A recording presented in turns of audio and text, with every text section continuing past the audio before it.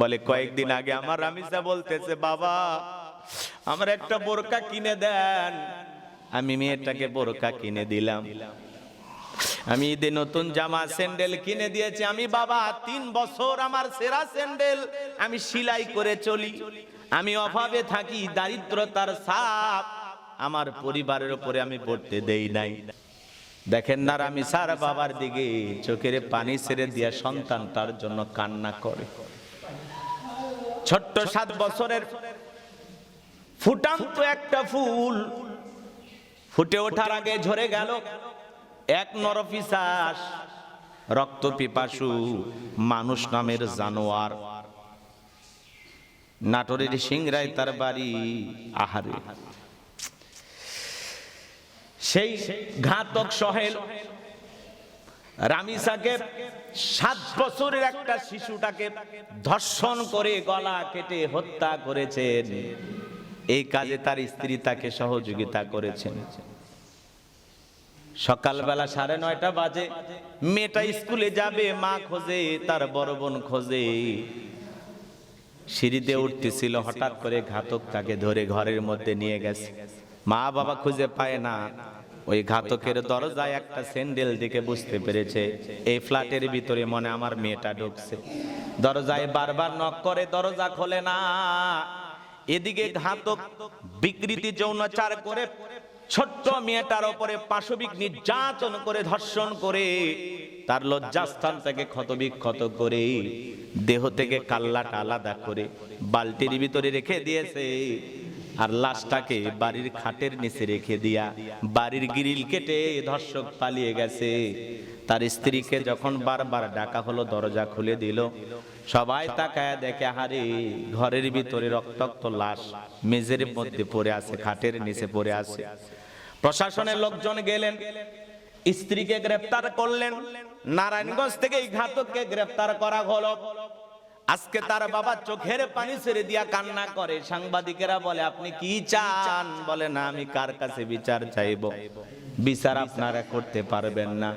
আসিয়ার ধর্ষণের বর্বর ঘটনা ঘটে গেল, সারা দেশ কাঁপলো। আজকে 1 বছরও হয়ে গেল, ফাঁসির রায় হয়েছে, কিন্তু আজ পর্যন্ত ঘাতকদেরকে ফাঁসি দেওয়া হয় না। আসিয়ার বাবা চোখের পানি ছেড়ে দিয়া কান্না করে। আজকে সব শিশুরা এই ধরনের ধর্ষণের ঘটনায় ঘটে, 1-2টা নয়। বিগত 1 বছরে প্রায় 300টার উপরে এই ঘটনাগুলো ঘটে গেছে বাজান। বিচার নাই, বিচার নাই। এই জন্য বাবা মা কার কাছে বিচার চাইবে? কে বিচার করবে?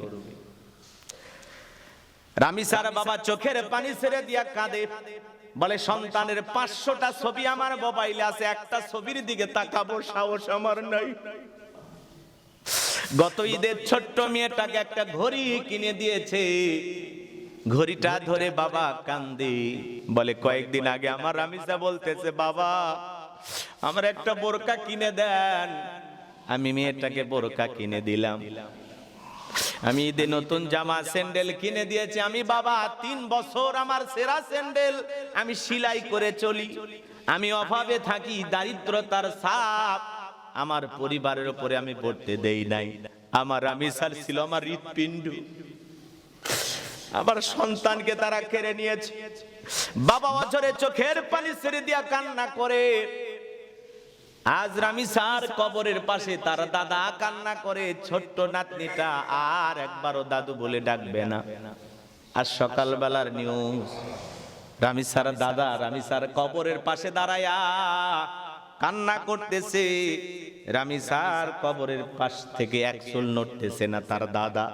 বারবার কবরের দিকে তাকায়া তার দাদা চোখের পানি ছেড়ে দিয়া কান্না করতেছে।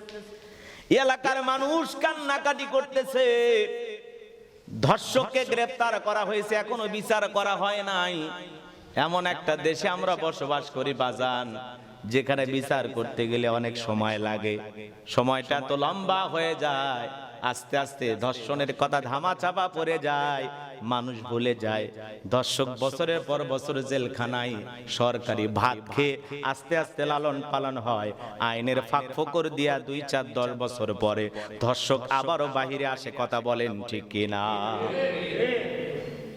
এই বর্বর একটি ঘটনা বাংলাদেশে ঘটে গেল। গতকালকে আমাদের মাননীয় প্রধানমন্ত্রী জনাব তারেক রহমান তার বাসায় গেছে। আগে আমরা দেখতাম ধর্ষণের ঘটনা যখন ঘটতো তখন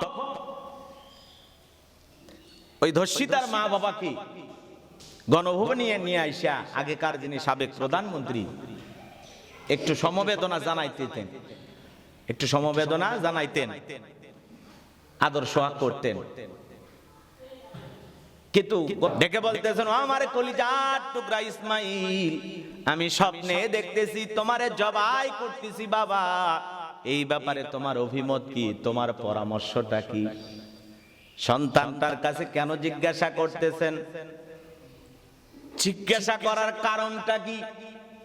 কারণ আল্লাহ রাব্বুল আলামিন তাকে এমন একটা সন্তান দিয়েছেন, এই সন্তান দুনিয়ার সাধারণ কোন সন্তান নয়। সন্তানকে যখন জিজ্ঞাসা করা হলো, বাবা আমি স্বপ্নে দেখতেছি আমি তোমারে জবাই করতেছি। পয়গাম্বরদের স্বপ্নটা হলো ওহী। পয়গাম্বর ইব্রাহিম খলিলুল্লাহ যখন বলেছেন, বাবা আমি স্বপ্নে দেখেছি তোমারে আমি জবাই করতেছি, এই ব্যাপারে তোমার অভিমত কি, মতামতটা কি? পিতা পুত্রের এই সংলাপটাকে, এই ডায়লগটাকে আল্লাহ এত পছন্দ করেছেন, তামাম পৃথিবীর মানুষের জন্য স্মরণীয় করে কোরআনুল কারীমের ভিতরে আল্লাহ স্পষ্ট করে জানিয়ে দিয়েছে। এরপরে সন্তানটা কত ধৈর্যশীল সন্তান, সন্তান কি জবাব দিয়েছিলেন আল্লাহর কোরআন বলতেছেন, ক্বালা ইয়া আবাতি ফাআল মা তু'মারু সাতাজিদুনি ইনশাআল্লাহু মিনাস সাবিরিন। সন্তান জবাব দিয়ে বলতেছেন, হে আমার পিতা, আপনাকে স্বপ্নে যা আদেশ করা হয়েছে আপনি তাই করুন, আপনি আমাকে ধৈর্যশীলদের কাতারে পাবেন, আপনি আমাকে ধৈর্যশীল হিসাবে পাবেন। সুবহানাল্লাহ। আল্লাহ আগে বলেছেন হালিম, এমন একটা সন্তান দিলাম বড় সহনশীল, বড় ধৈর্যশীল। আমাদের সন্তানকে ডানে যেতে বললে বামে যায়, বামে চলতে বললে ডানে যায়। আজকে আপনার আমার সন্তান কিন্তু আপনার আমার কথা শোনে না। হাজার হাজার পরিবারের দিকে তাকায় দেখেন, সন্তান বাবার কথা শোনে না।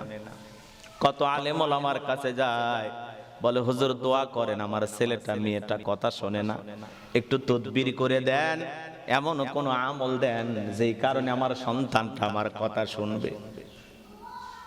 কত জ্যোতিষীর কাছে যায়, কত কবিরাজের কাছে যায়, কত মাজারে যায়, কত জায়গায় যায়। মানুষ নিজের সন্তানটাকে ভালো করার জন্য কি না করে। ছেলেটা বিপদগামী হয়ে গেছে, পথভ্রষ্ট হয়ে গেছে, কথা শোনে না, নিশাদ্রব্য পান করে, কথা শোনে না, সারাদিন মোবাইল নিয়ে ঘাটাঘাটি করে। সন্তানটা কথা শোনে না, গুনাহের কাজে লিপ্ত।